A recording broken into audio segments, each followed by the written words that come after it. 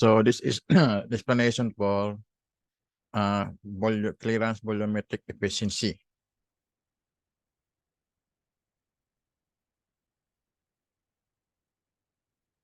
So the clearance volumetric efficiency is different from the actual volumetric efficiency. So the clearance volumetric efficiency, ito nga, is C is equal to B sub C over B sub 3 minus B sub C times 100%. So this is the, tawag dito is percent clearance. Ito yan naman yung sa volumetric efficiency. B sub 3 minus B sub 1 over B sub 3 minus B sub 3 times 100. Yan. If ito yung process mo, so ibig sabihin niya is 0%. Pag dito yung process mo, yan, this is, ang volumetric efficiency mo is ito. Instead na B sub 3 minus B sub 1. Pag B sub 1, so ito nga yan. Okay? So ito yan. Ito yung process niya sa B sub 1. Compression cycle ng sa compressor. So sa refrigeration cycle, ito yung consider natin. Yung P sub 1 and P sub discharge. Okay? So ito kasi work yun. Okay? So dito tayo sa compression process, itong P sub 1 to P sub 2. So this is the equipment. Okay? Parang sa diesel engine. Okay? So adding B sub C to minus B sub C to the numerator of the expression for S sub BC. So wait. So N sub BC, actually this is a Greek symbol. So basahin na natin na N kasi yan ang kawig niya. N sub BC is equal to B sub 3 minus B sub C plus B sub C minus B sub 1 over B sub 3 minus B sub C times 100 will become 100 plus B sub C minus B sub 1 over B sub 3 minus B sub 1 times 100. So equation 3. So di ko na-include itong i-mention lang natin pag kailangan. So balikan nyo lang kung asan yung mga equation number. Equation number 3 and 5. Meron pa itong 4 to. Okay. So therefore, S sub B is equal to 100 minus C times B sub 1 over B sub C minus 1. C is percentage, di ba? So if an isentropic expansion is assumed between BC and B1, this point, so ito isentropic. So the ratio B sub 1 over B sub C is the suction divided by discharge kasi suction to and discharge.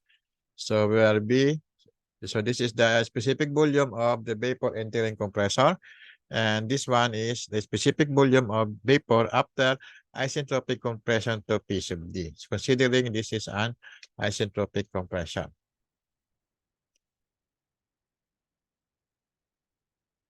So the values of specific volumes are available from pressure enthalpy diagram of the refrigerant or from table of properties of superheated vapors. Yan, ando sa mga refrigerant tables nyo, daming makukuha nyo dyan online. So this now, N sub B is equal to 100 minus C times B sub suction over B sub discharge minus 1. This is a specific volume. Question 4. 3. So this is equation 4, okay? Dinalagyan. Post tayo.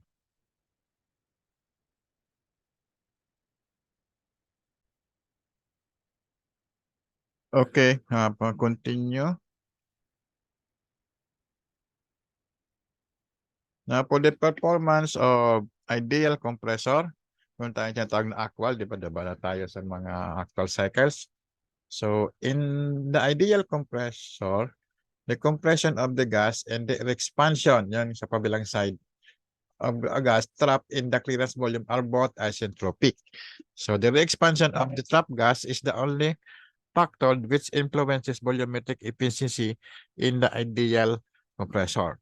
So, figure 5 shows the effect of evaporating temperature on the clearance volume efficiency.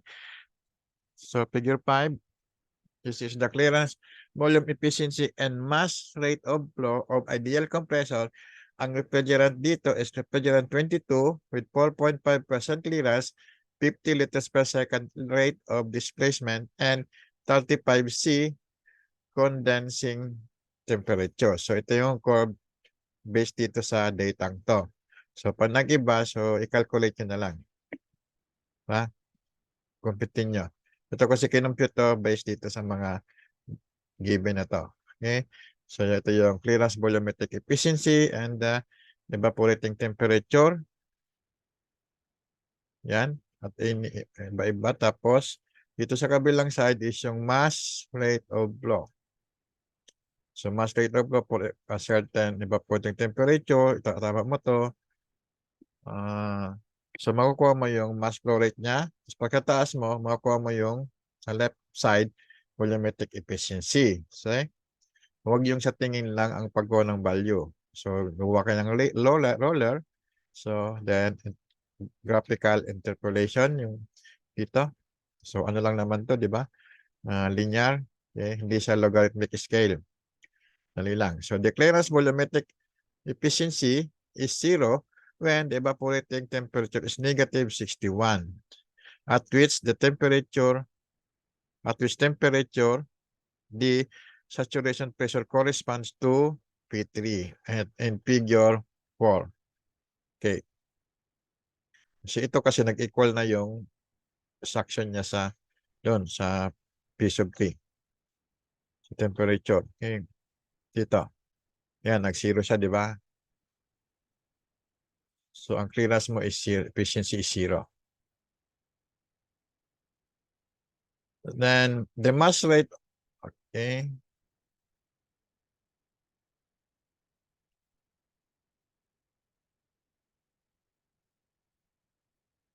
Yan. So, the mass rate of flow control, the capacity, and the power requirement more directly than the volume rate of flow.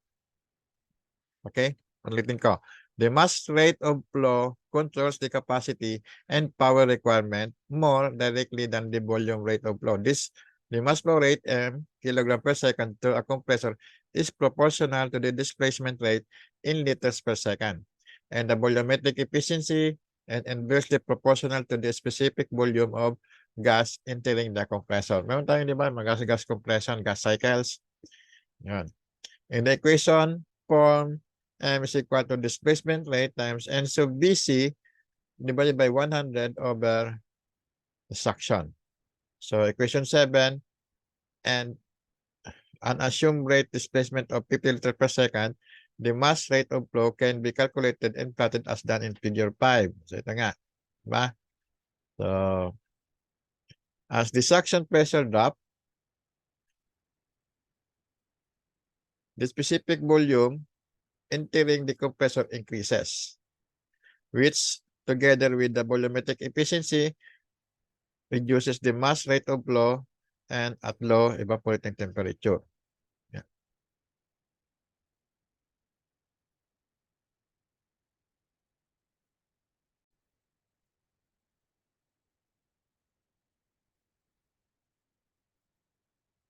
Okay, so dito 'di ba habang bumababa yung ano niya, pressure, so bumababa yung suction pressure, bumababa yung sa evaporating siya eh. So bumababa yung mass flow rate and the efficiency bumababa rin. Next. Dali. So next, the power requirement. Ito naman yung curve. The power required by the ideal compressor is the product of the mass rate of flow and the increase in enthalpy during the isentropic process. So, nakita yung mga figure nyo, ito yung itsura pag plot nyo siya sa ibang data. Ibang refrigerant, ibang ano, may ganyan din ang itsura niya. Okay? So, the power required is the product of mass rate of flow and the increase in enthalpy during isentropic compression, which is P is equal to M times delta HI. Ba, yung P yung power, kilowatts, M is the mass flow rate of flow, kilograms per second, delta I is isentropic work of compression, kilojoule per kilogram. So figure 6 shows the variation in delta HI as the evaporating temperature changes. So the value of delta HI is large at low evaporating temperatures and drop at to 0 when the suction pressure equals the discharge pressure or when the evaporating temperature equals the condensing pressure. So dito, nagsisiro yung power mo. So figure 6, work of compression and power required by an ideal compressor rated at 420 refrigerant 22, 4.5% clearance, 50 liters per second displacement rate, and 35 C condensing temperature. So, ito yung mga properties ng refrigerant andun sa table na. So, binigay lang dito is refrigerant 22. Tapos, 35 C condensing temperature kasi wala dito sa figure. Ang meron lang dito is yung evaporating. Yan. So, pag nag-equal siya, so magiging zero yung power work of compression mo. Yan. Saka yung power, mag-equal. So, bakit curve ko? Di ba? So, nag-iiba kasi yung mass mo, so kaya naging ganito. Kasi kung pares yung mass mo, pares ang curve niya. So, the refrigerating capacity, ito yung cooling, evaporating capacity, evaporator, is Q is equal to M times S1 minus S4. Ito naman yung performance curve. Tawag yan, performance curve niya. So, yan. So, itong mga intersection na yan, ito na yung rating niya. Yan, rating na yan. Okay? So, where H1 and H4 are the enthalpies in kilojoules per kilogram of the refrigerant leaving and the entering evaporator. So, respectively. So, the refrigerating effect, H1 minus H4, sabi nga, ang refrigerating effect is ang kilojoule per kilogram. Pag minultiply mo ng flow rate, mass is the capacity. Okay? Yung iba, binibigay nila is effect in kilowatt. So, that is, wala sa definition. So, it increases slightly with an increase in suction pressure. As figure 7 shows. So, figure 7, nandito yung refrigerating effect and the capacity of ideal compressor. Ito. Again, for refrigerant 22, 4.5% clearance, 50 liters per second rate of displacement, and 35 C condensing temperature. Ito yung plot. Here, refrigerating capacity, ito yung curve niya. Huwag niyo basahin doon kasi ito may nakalagay naman dito. Kabila, ayan. Refrigerating effect, so doon ka mamasa. So, English units, same. So, ito yan. Figure 7 shows, provided that the enthalpy entering the expansion valve remains constant. Okay, the increase is due to slightly higher enthalpy of saturated vapor at higher evaporating temperature. So, figure 7 also shows the refrigeration capacity calculated with equation 9. The capacity is 0 at the point where the mass rate of flow is 0. Yan. So, the refrigerating capacity can be doubled, for example, by increasing the evaporating temperature from 0 to 20. Yan. Okay? So, pinag-aalalan yung table. Sa MLab natin, ito rin ipipresent natin kasi nga performance. Next, the coefficient of, nabanggit na yung performance. Yan, COP. Sa refrigeration, di ba? Coefficient of performance and volume flow rate per kilowatt of refrigeration. Marami tayong mga performance term. Di ba? So, search na lang ibang performance term. Yung common. The coefficient of performance can be derived from the refrigerant capacity of figure 7 and the power from figure 6. So, this result displayed by in figure 8. So, figure 8 is the coefficient of performance and volume rate per kilowatt of refrigeration for ideal compressor. So, yan yung data. So, ito yung coefficient of performance. Basahin mo sa kabila. To 1 evaporating temperature bawat to. So, dito sa kabila naman is volume flow per unit capacity. So, ano yan? So, dito, ano mo lang siya. Kung ano mo yung sa 40, punta ka ng figure 6 saka figure 7, hanapin mo yung power saka ayan. Definition ng coefficient of performance is the refrigeration capacity divided by the power. Yan. Okay, sa 40C, kunin mo yung power na doon. Tapos ito naman, kunin mo yung refrigerating capacity. So, ito, i-divide mo yung power. So, makuha mo yung COP. Okay? So, capacity, volume per capacity. So, kunin mo yung capacity niya is yung refrigeration capacity. Tapos, yung volume, flow rate. Okay? So, meron dito yan, volume flow rate.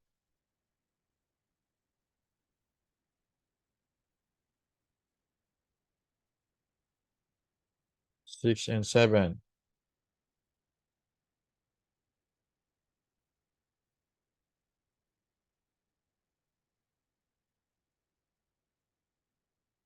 Yun, the COP. So, then, yung, ito namang per capacity. So, hanapin pa yung volume. Okay?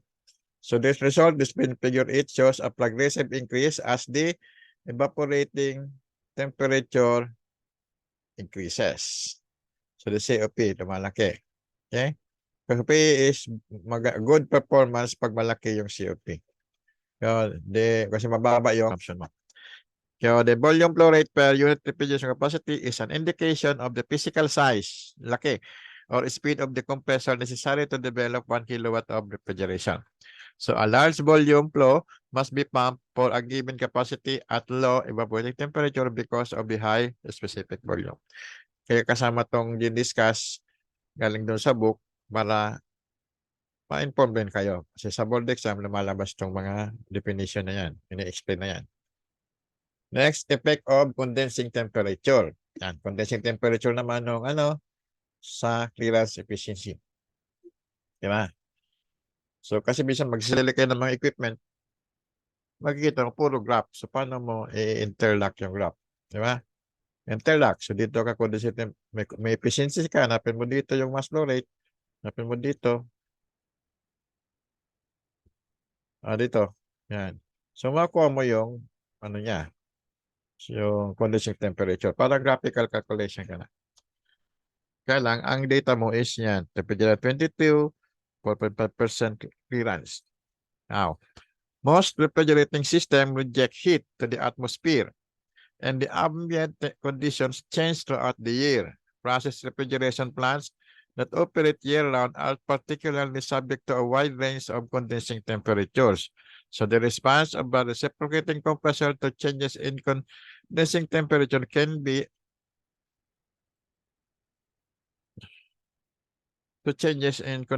analyzed similarly to evaporating temperature. The figure 9 shows the clearance volume efficiency as calculated from equation 6 for a compressor suction remain constant. Only the volumetric efficiency affects the mass rate of flow, which shows a corresponding decrease as the condensing temperature increases. Yan. Next, figure 10 shows a progressive decrease. Yan. Condensing temperature effect doon sa refrigerating capacity. So, ito, volume, mass rate. Yan. Figure 10, refrigeration effect and refrigerating capacity for an ideal refrigerant 22 compressor. Yeah. So the refrigerating capacity is the product of the refrigerating effect and the mass rate of flow, both of which decrease with increasing condensing temperature. Yeah. Decrease with increasing temperature. The result is that the refrigerating capacity drops rather rapidly on an increase in condensing temperature. So, rapidly. So, mas mabilis yung siya, di ba? Yung slope, malaki. Isa dito. So, ibig sabihin, mabilis yung pag-drop. Next, the remaining important characteristic is the power shown in figure 11. So, it is the work of compressor and compressor power. For an ideal refrigerant 22 compressor, 4.5% clearance, 50 liters per second displacement rate, and 20 C evaporating temperature. So, the compressor power is the product of work of compression in kilojoules per kilogram and the mass rate of flow. So, the work of compression in kilojoules per kilogram increases as the mass rate of flow decreases as the condensing temperature increases, so that the power increases to a peak and then begins to drop. Ito, a trend similar to power as a function of evaporating temperature shown in figure 6. So, wait.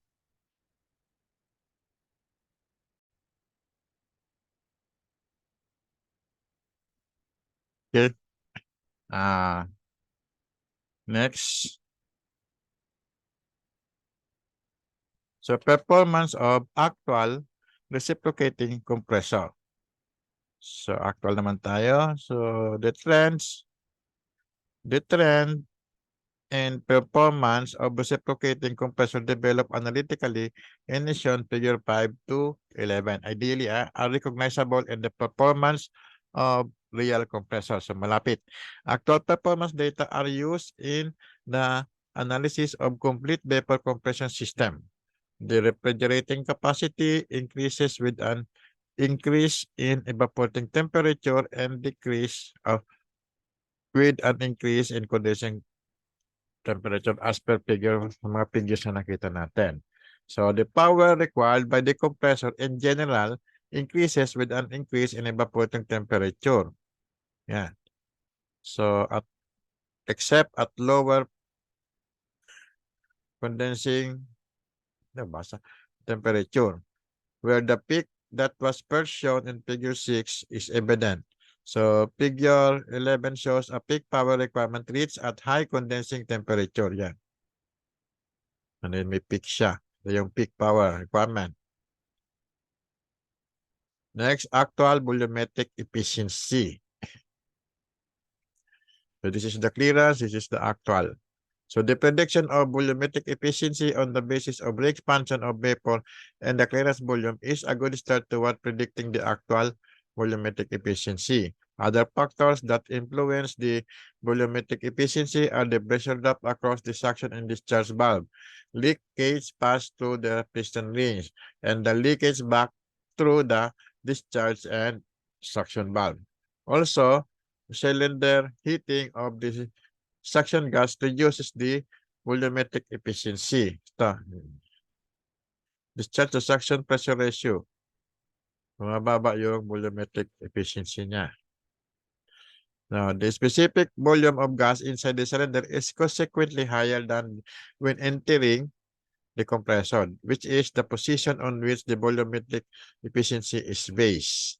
So, all the above mentioned factors result in a lower actual volumetric efficiency than that predicted by the expansion of clearance gas alone. So figure 12 shows the actual volumetric efficiency compared with clearance volumetric efficiency. The abscissa in figure 12 is the discharge to suction pressure ratio, a convenient parameter on which to base the volumetric performance of compressor. So the curve for the actual volumetric efficiency as a function of the pressure ratio applies to a wide variety of evaporating and condensing temperature. When this curve is available, along with knowledge of displacement rate of compressor, the refrigerating capacity of the compressor can be calculated over a wide variety of conditions. Di ba? Kaya yung mga ano nyo, brochure, makikita nyo to. Next, compression efficiency. Okay. Compression efficiency, siyempre, is the isentropic work of compression divided by the actual work of compression. And this is compression is input power. So kaya yung ang input mo is yung actual work. Actual. Ang resulting mo is, the purpose mo is yung isentropic work. Work. So, ito yung desired mo, di ba? So, where the work of compression rate are referred to suction and discharge pressure. The compression efficiencies for open type reciprocating compressor are usually in the range of 65 to 70%. Some of the processes that reduce the compression efficiency from its ideal value of 100% are friction of rubbing surfaces and pressure drop to valves. Okay? So itong balyong to, in case nag-design ka, balikan mo yung book nito, makikita mo doon yung usual range ng reciprocating compressor efficiency.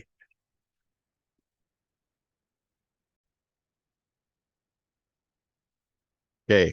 Kasi lahat ng efficiency, hindi siya laging 100%, so ma-assume ka. So actual, kung wala ka sa mga selection, yung mga lower selection, pa compressor selection, doon sa selection nila, meron na silang mga efficiency kasi select ng model.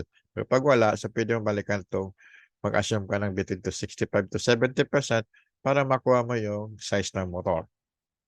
Tapos yung, yan. So example number 1, catalog data, yan. For a 6-cylinder refrigerant 22 compressor operating at ano yan, revolutions per second indicate a refrigerating capacity of 96.4 kilowatt and a power requirement of 28.9 kilowatt at an operating temperature of 5C and a condensing temperature of 50C. So the performance data are based on 3C liquid subcooling and